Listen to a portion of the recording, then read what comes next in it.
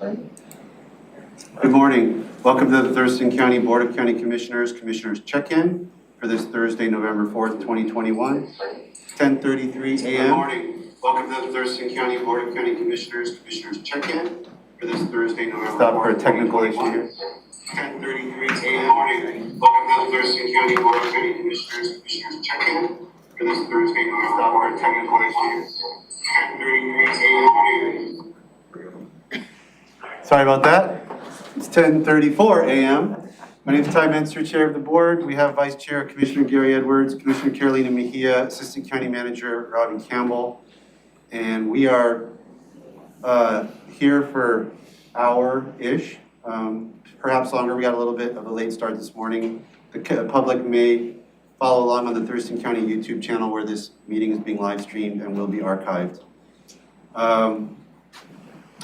We have two agenda items, reports and external boards and commissions and commissioner items, and it doesn't really matter what order we go.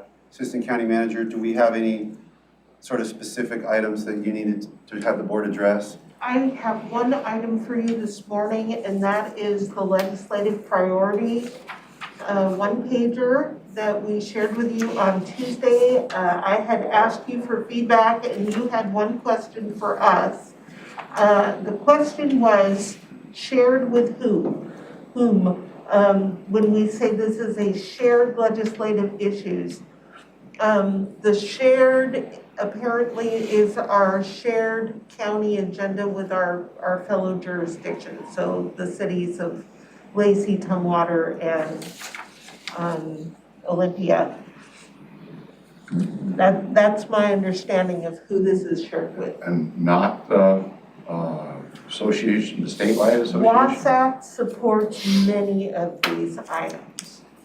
So I happen to know that WASAC is extremely supportive of the funding for Flake. So it didn't, right off the bat, shared with WASAC didn't make sense to me, but apparently this is part of our shared county-wide agenda, these two items here. And then what I was made aware of last night is that there's a request for this to be shared with WASAC, and that Commissioner Menser, that you would be sharing it possibly at the November 16th meeting. So we can... I saw that on my schedule or email or something. I was curious. I had a question about that because there's 39 counties and I think a 90-minute meeting, and I'm wondering how 39 counties are going to address all their legislative priorities. That's not how. This is my first year on the group, so I don't know exactly how this works. Right. So what I was told is if the board is comfortable with this one-pager, that we could take off the draft and then we would send it to WASAC now so that it would be there and ready. Maybe it'll be it'll probably be distributed in a packet to the steering committee. Unless you wanted to take it yourself, that we can send it ahead of time. So my question now is the board okay with this the way it is, or are there changes that you want made? And I'm sorry to put you on the spot. Commissioner Mejia, did you have anything you wanted addressed in the legislative priorities draft? I did not. I don't hear you, but I read your lips. You said you do not. but I may not be able to read your lips next time. Can you hear me all right or no? Yeah, now we can. Now we can? Okay. Yeah. Okay, Commissioner Edwards? No, I think I'm okay. Okay. The only thing that I wanted to maybe suggest again, on the climate change, I just had a meeting with some folks yesterday and we were talking about how to address this item at this juncture. The only thing maybe I would ask is just to make a specific reference to the Thurston Climate Mitigation Plan. So when it says strategies to blah, blah, blah, blah, maybe comma, as reflected in the county's adopted climate, making reference to our plan and our emergency, I think would be just to kind of heighten the importance would be a good thing for the placeholder, and it wouldn't take up much space. Great. Brian, can you make that change? Okay. All right. With that, I'm good with what we've got here. Great, thank you. That was the one. I do have one other item, and simply that is, we've distributed this high-level view of the budget. One thing that the board had asked at the conclusion of the budget deliberations was some comparison of what offices and departments receive. We started doing that at the general fund level, but that didn't make a lot of sense, and it also didn't make a lot of sense just to say that an office or department asked for these things and got this many of them, because in a lot of cases, we had items that were, do this or that, where you had an option, and you chose one alternative but not the other. And that shows up quite nicely if you look at sheriff law enforcement almost at the bottom of the list, where the sheriff's requested budget is $856,000 more than their approved budget. Well, a big chunk of that was the body cameras, because we chose to buy the body cameras and not to lease the body cameras. So you kind of have to know what's behind these numbers. But this gives you a high-level comparison at the total fund level of here's what the office or department requested for their total budget, and this is how much the board approved and what the difference is. And I'd be happy to answer questions about any of these variances. I have to say, I'd rather have time to look it over. Yeah, Yep, before we get this into is an FYI. So not intended to be a discussion item today, just a response to something the board had asked for. So there's that. And those are the two items I have. Thank you. Okay, then we'll go to report on external boards and commissions. Commissioner Mejia. Yes, thank you. I didn't do my report on Tuesday just because we were so short on time. So far, I've attended intercity transit, which was the shortest meeting ever yesterday. But after that, we went into closed sessions due to labor negotiations that are about to start happening. SWAC was in the morning, and we reviewed the budget requests that they made to the board, as well as the schedule for next year. I went to Judge Thomas's swearing in. I also went to the JASCOM meeting where they reviewed the budget as well for next year. I went to Day of the Dead or Dia de los Muertos event together. I went to the Regional Housing Council last week, and I've just been meeting with multiple directors and offices as well as constituents. And then this morning I had a meeting with the meat processing facility work group. And we were just kind of trying to find ways, different ways to skin the cat, basically, and trying to fit that need with kind of like the ARPA guidelines. So that's all I have to report on. Questions for Commissioner Mejia? No. Commissioner Edwards? No. I think the only thing I'll comment on is the fair meeting and where we might be on that whole process to build that building that we've been talking about. And maybe something I brought up at the fair meeting was we contract with the with the health department for the whole shot process, the vaccination process. And that's been beneficial because we haven't been able to lease it out really like we would have normally done. But that building would have, that new building, if we had that new building, would have made our ability to do the COVID-19 issues so much better. So then that leads to my next question. If that's the case, why can't we utilize some of that money that we're getting through CARES or whatever the acronym is now that we're using, along with some of our own money that we've got set aside towards accomplishing that a little faster, getting that done so that we'll have that ability to use that building. Now, would we get it done before this epidemic was over? I don't have the answer to that, but when this thing first started, it was gonna be, let's knock the curve down here for 2 weeks and then we're over. Well, here we are 2 years later. So, what's the capability of using some of that money to promote an ability to serve the public better in another field other than the fair activity? Because we did use that property as, during this whole epidemic, we've used it.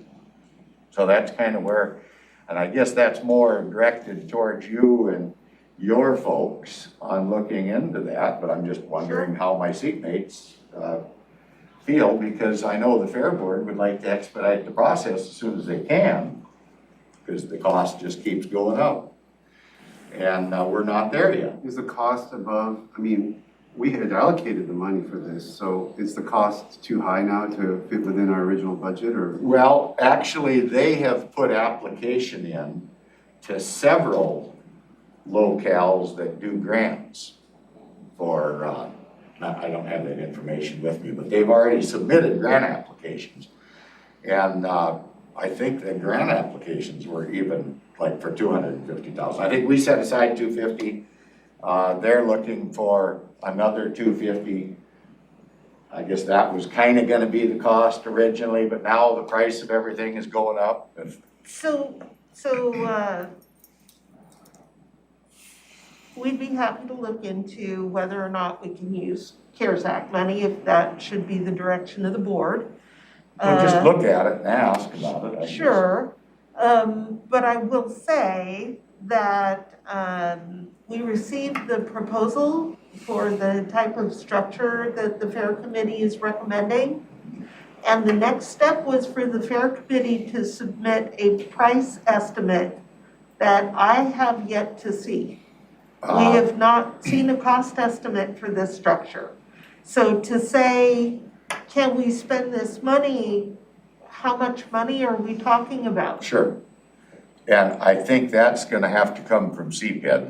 They're working with them on that topic and where they're And that's at. what we're waiting for at this stage. The Fair Board doesn't know where CPED is, so maybe you can check with I Josh can and see certainly check with see Josh. where we're at on that, because there was something confusing about, well, we need to spend some of that $250 to get some of this estimate stuff done. And we can't spend the $250 because that hasn't been authorized, so we can't get the estimate thing done. So kind of, I had not some even real- been asked about that. No, I'm not, Well, I know They that. need to come forward.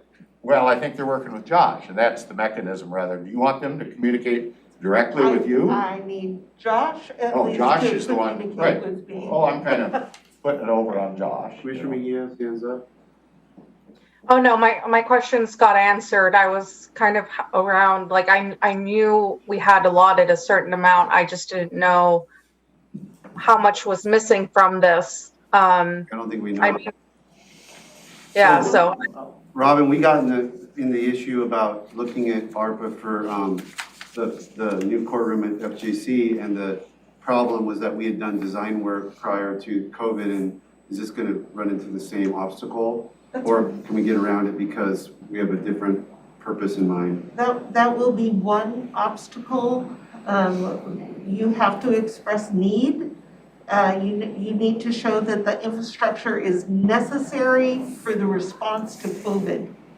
And that will be a huge hurdle to jump, considering that we have a vaccine, a permanent vaccine clinic at the mall, and that there is a building at the fairground that has been suitable.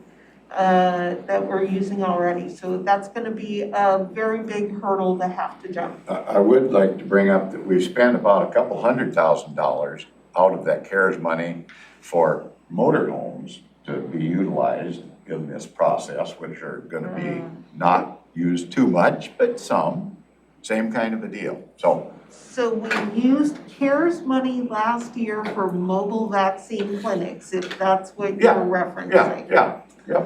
And the money we have now has very different rules than the money last year. Okay, but just take a look, see. I mean, it'd be nice Absolutely, to- we'll look. People know Yep. it's possible We and can we do can this. utilize it to better things for the community. I will also say that of the 56 million that the county expects to receive over the course of the next, between this year and next year. That's gonna be the total. 56 million, the board has already allocated all of it.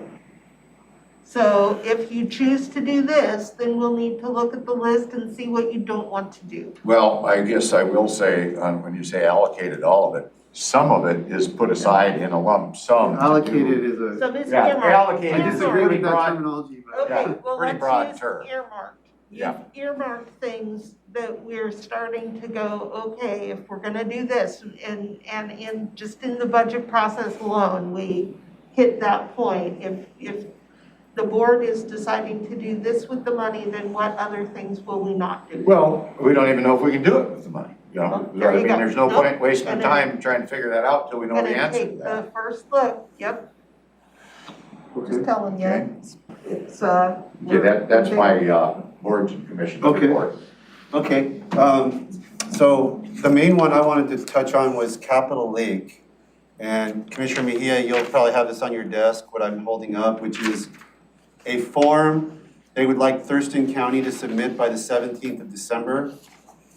I asked them, not knowing how the board, how my seatmates would feel about us submitting this and trying to come to some kind of a consensus or voting or whatever, I asked them if, could we just each do it, you know? Because I wasn't sure how much time we'd have for another, you know, maybe a commissioner would want an additional briefing, or I just didn't want to get us into something we couldn't necessarily meet easily. So they are considering and seemed amenable to the idea that maybe each commissioner just fills this out and submits it by the 17th. But if we wanted to try to hash it through and submit a joint response, I guess that was the original idea, is that each jurisdiction would say on a scale of, and Commissioner Mejia, what this is it's a little chart, really simple, estuary, hybrid, managed lake, or do nothing.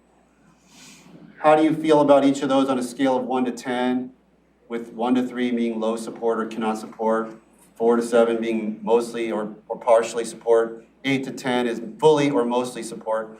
And then they would like to know which alternative, what about, like, what elements, high level, what elements of the different alternatives color your rating? So I want the estuary because it improves water quality, or I want the managed lake because it helps the port with sediment, or whatever it is that's making you or us collectively come to the decision that we are coming to. This is not anything, and by the way, this is not any official position necessarily of the county that can't be changed. It's just kind of like a straw poll in a sense for them to work through as they're working toward their preferred alternative.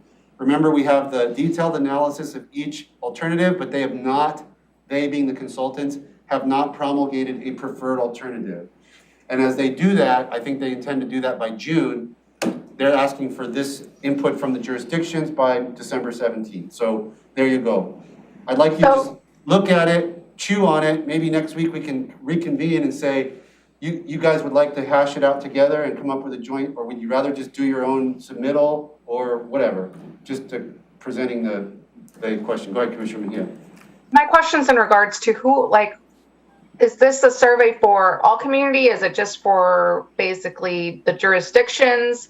Who's reviewing this, and why do you? So it's being reviewed it'll be reviewed by the consultants that are working on the final EIS and coming toward a preferred alternative.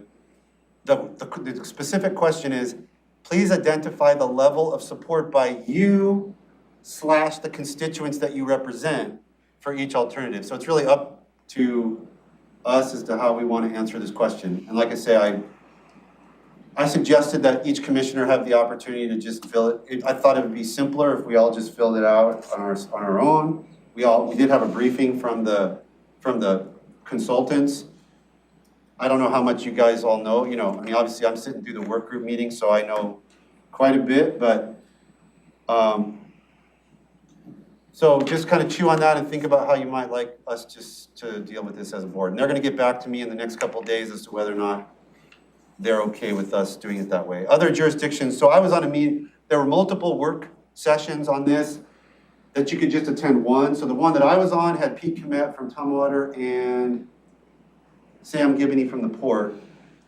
All three of us agreed that time is short and it's gonna be, like Pete Komet was like, I'm not going to be convening a board work session on this. Tumwater already sent a letter saying what their preferred alternative was. So he was not inclined to convene his council to separately hash out this worksheet.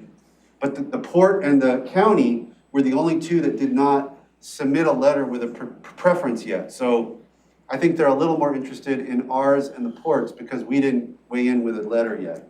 We just weighed in with the technical comments from staff. So that's that. Commissioner Mejia, does that answer your question? Okay, so that's that. Rochester, yeah. I have a comment. This doesn't refer at all to who pays for it. And the main, That's correct. the Governance and long financing. term, what's it gonna be? Are we picking up 10%? State's picking up 50%? Port's picking up something? Yep. So that's kind of a crucial piece for me, how that is gonna be funded, the whole thing. And regardless of the amount, what is the division percentage-wise about who's gonna pay for what? That would be something that definitely you'd wanna, and I agree with you, so we would put that in the two question, what about each alternative decreases support? We could sort of say conditionally, if this, Yeah, we like that's- this, but if it's gonna cost, if we're gonna, depending on who's paying, that could affect our decision making. Because there is they have estimated costs for each alternative, but they haven't said who's gonna pick up those costs. Right. So that's kind of where I'm at, and it's hard for me to assess a priority of one or the other without knowing that financial impact to taxpayers. I mean, so, I can just tell you that, it's been pretty clear that where the state wants to kind of push us toward is the state will pick up the construction and formulation of the change and the improvement, but we want you local jurisdictions to pick up some, if not all, of the ongoing. Then they've come up with a chart, the governance work group that Jeff Gavin sits on, they got a chart of different types of districts you can form to, create tax revenue. I mean, there's all sorts of things that have gone around, and I don't have really any opinion on any of that, but but I can tell you that my sense is if you're trying to look at what's gonna be on the back of potentially Thurston County or the local jurisdictions, take a look at the ongoing maintenance. We're probably not gonna be tagged with the bill for the construction and formulation. We probably are gonna be picking up some of the load, is my sense, from the ongoing. So if the dredging or, the things that have to be done regularly into the ongoing future, the expense of that is where my eyes were focused on, because that's what I'm imagining we're gonna be end up paying for. and to carry that one step farther, I'm kind of curious how that affects, depending on what's done here, how that affects the port and their activities. And the yacht club, for an example, has been very vocal in this thing, Right. and their activities. So they might be separate entities, so the yacht club is worried about ingress and egress for their private members, but the port is worried about ingress and egress for the whole economic process of the port and what it's there to do. So kind of complicated stuff to make that decision. So I just don't know how accurate that's gonna be. I'm gonna say, I think I will put down here, well, it depends on the money. Yep. You know, could change how I feel about, and you've said you're kind of interested in, the estuary. Well, I'm kind of interested in the hybrid side of that, the best of both worlds. Well, I was interested in both, but the only thing that kind of surprised me in the EIS is that the hybrid costs a ton more than the estuary, and I didn't realize that the money was gonna be that different. But I don't know, you know, but like I say, we don't know who's picking up the bill, so it's, hard to know how important that is as Thurston County representative. Right. Commissioner I Bennett? agree with that. No, I agree with Commissioner Edwards. It's where's the money coming from? And, you know, I feel like one thing is the one-time cost of like doing one of these options, but then the next cost is the continued maintenance and who's going to be footing the bill for that. And I'm sure these are questions I'm going to be asked and I'll be like, oh, I don't know. So it would be good to know how it's all going to be split up. I think in the price points, just, you know, I think it was, and Commissioner Edwards, I believe you were out that day when we had the presentation for the EIS, but I believe it was to keep the lake was the highest price point, then it was the hybrid, and then after that it was the estuary. And so, I mean, it just depends on who's footing the bill for each one, for me. See, for me, being as I was here the last time they did any maintenance in the lake, I do think that was successful. But in today's environment, would it even be allowed anymore? You know, because they brought all that muck, if you will, and built those islands down there that worked out really well initially, but there was never any further maintenance. So they had a plan, but they didn't follow through with the plan.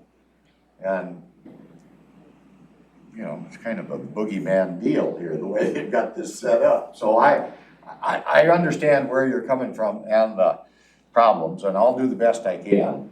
I'll report back, maybe just sit on this for a week and I'll get the response back from DES. I'll let you guys know. Okay. And then maybe next That might Thursday, help. we can decide how, if we want to do these individually or Okay. as a So we board. can put this on the agenda for next week. Okay. Okay. And the 2,000-page EIS binder is in my office and you're welcome to Study it go all in you and want, right? come in and get it. Would it be helpful to have Jeff come and give a report about what's going on at the finance committee? Do you think they're that far along? It's up to my seatmates. I mean, they're the ones that are being asked to weigh in without having sort of all the background that they probably would like to have. I think it'd be good. I think that makes Right. sense. I don't know how much information that committee has that Jeff would be able to share, but if it makes sense to bring him, I can certainly ask if he could be available. Tuesday morning, 10 minutes overview of what that group has done and where they're going, I think would be useful, given what the Sure. comments I heard this morning. I'll ask if he can do that. All right, good idea. So one of my things, Commissioner Menser, and I'm not sure if you can relay this, for me, I feel like, this whole thing kind of puts, well, I guess it puts the county, I guess every other jurisdiction, I'm not sure if Lacey has, but I believe Tumwater and Olympia have kind of stated their preference. But, the whole thing was going to be like, once we have an EIS, it's gonna, we're gonna come up with a conclusion of how this is, and now they're doing these kind of surveys that I feel like they kind of moved the finish line in this situation. And I kind of would like, if possible, do they have like a timeline for all of this? Is it? I want to say it's June, and the way it was explained to me, I'm not necessarily defending it because I know there was a lot of criticism of it, but the way I understood it is, think of this, all this stuff we're doing in this middle, the comment period we just had in the summer, and think of this as kind of extra, like going above and beyond. The typical way is, they would have just worked in a black box basically, and then come out with their preferred alternative and then had public input. But knowing how much community interest there is in this, they created these little extra windows of input and stuff. And people misinterpreted that as like, well, wait, you haven't even done a preferred alternative, and thinking that this was the only shot they're gonna get. What the consultants kept saying is, no, you're gonna get the same shot you would have had in any other process. We're just opening up other windows, so that basically what they wanted was input as to the technical work that went into the evaluation of each alternative. And if there were gonna be concerns, and there were, about water quality analysis, for example, they wanted to hear that before they went ahead and used erroneous data to make a preferred alternative recommendation. So they kind of broke it into two pieces. Let's get everybody's concerns about the technical analysis kind of ironed out. Then we can present to you our preferred alternative, and then you can public and weigh in again. So for a timeline, I'm expecting there will be another robust public input period next summer, this coming summer, based on a preferred alternative that I believe is to be released in June. Okay, Rochester Grand Mountain Chamber, the president is a new president, Joe Barth, who, Tamara Marlowe, who is the previous president, has a new job that conflicts with her ability to serve. So I think they didn't announce him as interim. I think he's been named as their new president. Just FYI there. And that was my board and external board report. So we can go to commissioner items, and Commissioner Mejia, anything? Yes. One of the issues I wanted to talk to you about was about Mr. Brett Townbridge's testimony this Tuesday in regards to Pattison Lake. So I was able to gather more information on it. And so his kind of frustration and complaint is he feels that the county is pushing basically Pattison Lake into forming into an LMD. And he thinks it's just because of, and I think we also got an email from another constituent in regards to one of our planning commissioners who is also an LMD member attending those meetings. But Mr. Townbridge's main thing where he thought it was county push was because one of our staff members was attending and given the information out about the LMD. So he's really upset. He felt it was the county. I told him no. That's a decision by the owners, but I wanted to have a conversation with the rest of the commissioners about this because, you know, I feel it's an important thing to discuss between the three of us. My feeling is it's strictly up to that community to make those kind of decisions. I'm neither for or against, but if they decide to do it, I would not want any barriers in front of them. Let them do their thing. That's all. So I don't think I can be, other than I'm always concerned about water quality and maybe runoff into the lake and that kind of thing. So, but I am not advocating that anybody do anything. I'm just kind of reflecting what I've been told by the lake management committees from Long Lake and Lawrence Lake, that they've been asked to go and talk at some of these different groups. So that's my input. I mean, I agree with Mr. Trowbridge. That was kind of my whole take during the budget discussion. There was a proposal to create a lake management district program, and we debated the elements of that program. And I don't think it's inappropriate to, waive the filing fee or whatever. That's not necessarily promoting it, but I can understand why a citizen listening to that debate, especially when we'd had a proposal from the Lawrence Lake group saying that they wanted us to go even further and actually do have a promotion campaign program. The board didn't go there, but I would understand why somebody watching our discussions would think that's what we were trying to do. I've been resisting that for the reasons Commissioner Edwards just said and the reasons Mr. Trowbridge said. I don't think that we should be in that business because it's their decision, and it's their decision whether or not they want to raise fees on themselves to promote those activities. So I mean, I agree with him, I guess, and I feel like where we landed in the budget discussion on the programmatic piece was okay. I feel like we were encouraged to go over the line, and we did not do that. We added some really basic elements that would be helpful to lake management districts to form, but it's not promoting them or pushing them to. So I was comfortable with where we ended up landing, but I certainly understand his concern.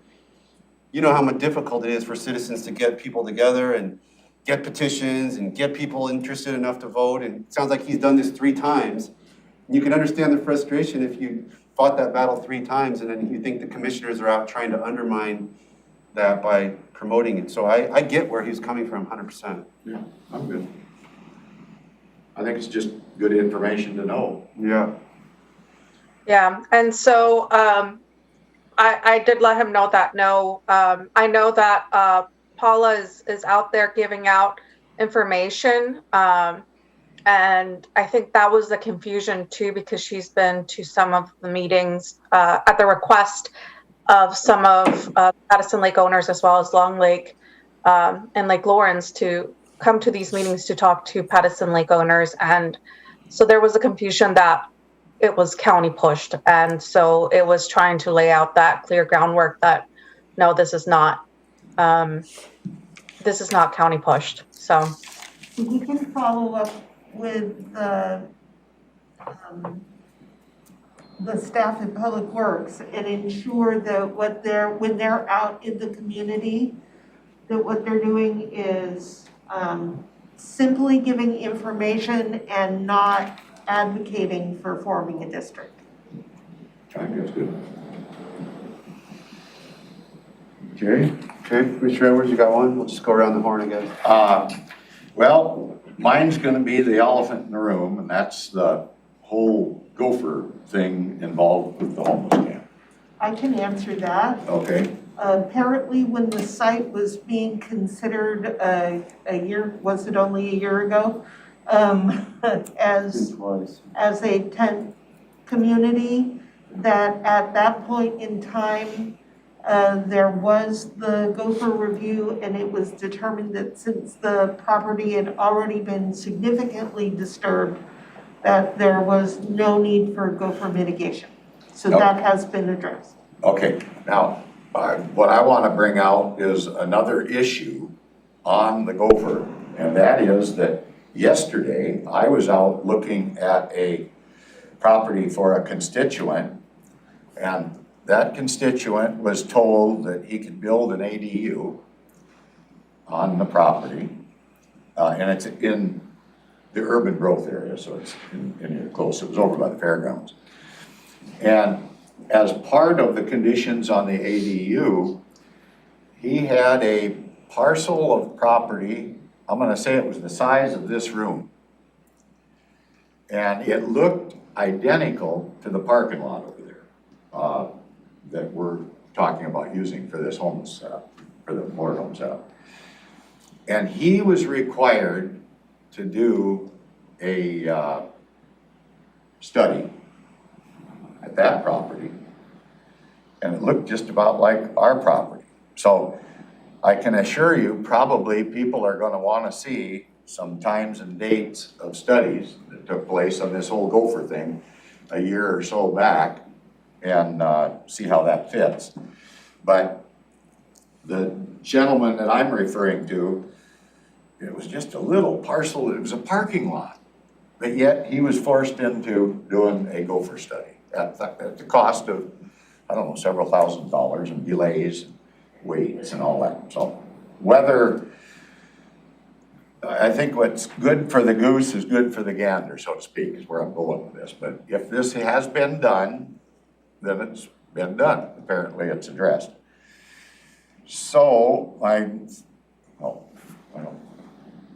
did have one other thing I needed. And I have to leave here in about 10 minutes. Okay, go ahead, Commissioner. Anyway, I've been contacted by Comcast and Tenino Telephone Company about our program for putting,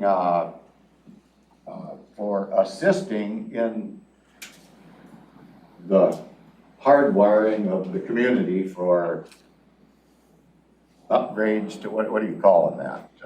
Broadband? Broadband upgrades, okay? And so apparently my question is maybe to legal. So I'm gonna maybe let my seatmates know that I'm asking this question. Because I was asked if the county would give a letter of support to both Comcast and to Tenino Telephone Company, the same as we did for the Nisqually tribe. And I think it's Wave is the name of the outfit that they're affiliated with. And so now I'm being asked, well, can you guys pick winners and losers and just support one corporate entity? It happens to be a corporate entity that is doing business with the tribe. So are we able to pick winners and losers, and is that legal? So that's kind of a sticky question. As we get asked by other providers if we want to help them expand broadband. Should be an easy answer to that. We should just ask our legal counsel. Yeah, so that's kind of where this Can we is. put that on a list for, is it Mr. Feldman that would answer that, or? I don't, I think we would start with our attorney Elizabeth, and then she'll let us know if we need to reach out to Mr. Feldman. anyway, I had a very brief conversation with Romero before he left about this. And I said, well, I'll bring it up, you know, rather than, and I was actually gonna, we were gonna have that meeting out at the Nisqually tribe, and that got canceled. Right. For whatever reason. Yeah. And so I was gonna ask it there, and actually probably asking it here is a more comfortable situation, just because of what it entails. I mean, if are we in bed with one group but not the other? That's kind of what I'm being asked by these groups that are saying, well, you're helping Wave, our competitor. Why can't you help us in the same degree? Not asking for anything special, but not wanting to be denied either. So if we pass that on to our counsel for an answer. I'll follow up with Elizabeth on that. Yeah, and then maybe Jenica also could, because she's involved in the broadband action team, to kind of Right. piggyback on the legal answer, because I'm not an expert in this by any means, No, but I me understood either. there was kind of two worlds involved. There was creating the infrastructure that then providers would then be able to access. And so I thought, I saw our partnership as helping the Nisqually tribe with the backbone. Yes. Wave was who they were going to work with to provide service, but we weren't necessarily getting involved in that piece, taking it from the infrastructure to the homes. Right. And I don't know if there's, a clear line that can be Well, drawn. Hopefully yeah. there is, and we can draw that line, but if not, we need those answers that you would describe. Apparently, there's a monetary contribution that could possibly come from the county as part of the CARES Act. Not CARES, the new money. Recovery. Yep, Recovery, yeah. Recovery fund. So I don't know how that fits, and if we can earmark one private corporation money and deny another corporation because they all want to serve their community. They want to expand their service so that they're giving better service to their community. Commissioner Mejia? Can I jump in really quick? Because, the conversations that we've been having has been really about, because it's two phases, and we're in phase one right now, and it's about laying down the infrastructure. And so the whole conversation with Wave is not really even towards us. We're working with another governmental entity, which is the Nisqually tribe, So we're not working with a private business. We're working with another governmental entity to lay down the infrastructure. And then after that, phase 2 is when we would not be really a part of it. But what we set the money aside for was to kind of lay down those wires, to lay down everything needed for then, the private companies to come in and be able to do that, which we wouldn't be a part of. But we're not in bed with anyone. We are right now, an MOU was signed directly with another governmental entity, which is the Nisqually tribe. And so that's how I understood it. Phase 1 is just simply to lay down everything that's the wires towards communities that really don't have access right now. I think Commissioner Mejia is right, but it's such a complex area that's beyond that I would like to hear Commissioner Edwards' questions answered from a legal standpoint, because I'm out of my depth a little bit in this arena. Yeah, I just think that the way these questions are framed to me, I can read between the lines. And they're asking for the same type of assistance, if you will. I don't think that we're actually going to be involved in laying that hardwire. I think what we're going to be doing is opening easement access. I don't know that much about it either, but I can see where each one of these other governmental entities that have access, they're going to be putting in for the same grant money from the state broadband office. That there's a new person in charge of the state broadband office. I might have mentioned the other day, if I mentioned this, that it was a man from somewhere. Now it's been changed. There's a woman in there now. Can't give you any of those particulars, but my concern is that if we're, to what extent are we helping one that in turn benefits a private vendor that is affiliated with that group? What advantage are they getting? And if we aren't playing on a level playing field, do we end up exposing ourselves to litigation that might come from these big corporations that want a piece of the action? That's all. So that's kind of where I'm coming from. I can see this getting pretty complicated. Yeah, I think there's probably, like I said, I think there's probably a clear and easy answer. We just don't know it yet. Yeah, we don't know what it is. Okay, so You gotta go. I gotta run, but I'm gonna be kind of backed up. So as we move forward with Superior Court Later today. later today, I'm not gonna be here for the Superior Court update. I just want you folks to know that. Okay. And then on the capital improvement program, I think I might get in for that, but Robin will sit in on that Okay. and pay attention. I was at, not to steal the thunder of the staff who will come to you later, I was at the meeting last night, there was no public comment at all. And the planning commission has recommended that to the board to approve the plan as submitted. So it might be short. It's going to be a So very short it meeting. doesn't sound like I'm gonna miss We're much. not gonna miss it. And then at,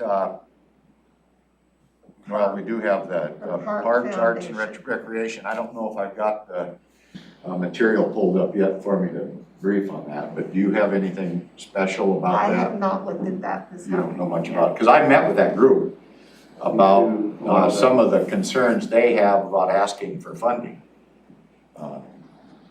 Putting in the grants. Yeah, are you gonna be able to make I that? think I'm gonna make most of it. Yeah, I'd like to. I might just be a little bit late, Okay, Mike, okay? gotcha. Okay, thank you, and I'm sorry I have to run, but No problem. Commissioner Mejia, anything else you wanted to address before we? Commissioner Item, back to you. No, my commissioner items can wait. Just see if I had anything covered that. That can wait. Thank you. thank you. The only other thing I guess I was curious about bringing up was a couple of things actually. One is the the Fairgrounds thing that we have basically 2 planning commissioners are coming regularly to complain that we didn't do something right at the fairgrounds with this gravel material. I've had a long meeting with Josh Cummings about it, and I understand that, and I don't think what's being stated on the public comment is accurate, but yet one of the planning commissioners just admitted in Tuesday's meeting that it was he or them, whoever he's working with, that went to the city of Lacey and got notices of violation issued against Thurston County. So I'm a little concerned about having planning commissioners not working with us, but going into other jurisdictions and getting us violated. Doesn't really seem to be in the spirit of how the planning commission should be working with the board. So I'd like to clarify that there has been no notice of violation issued by the city. So just to start, that's, Sorry, yeah, Yeah. I misstated, Josh, to clarify that, but it was a letter There asking is for a some letter. detail. there was a letter asking for information from the city of Lacey, and what we have, and Josh, I've asked for this to be added to your Tuesday morning. Josh will come and provide an update on this issue. But it's my understanding, and I am not an expert in this area, so I apologize right now if I boggle it. It's my understanding that the parking lot at the fairgrounds is mostly county unincorporated area with a very small area that's within the incorporated city of Lacey. And the parking lot is part of the code, the building code.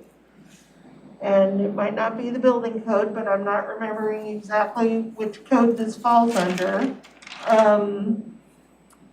And the city has their version of the code and the county has its version of the code.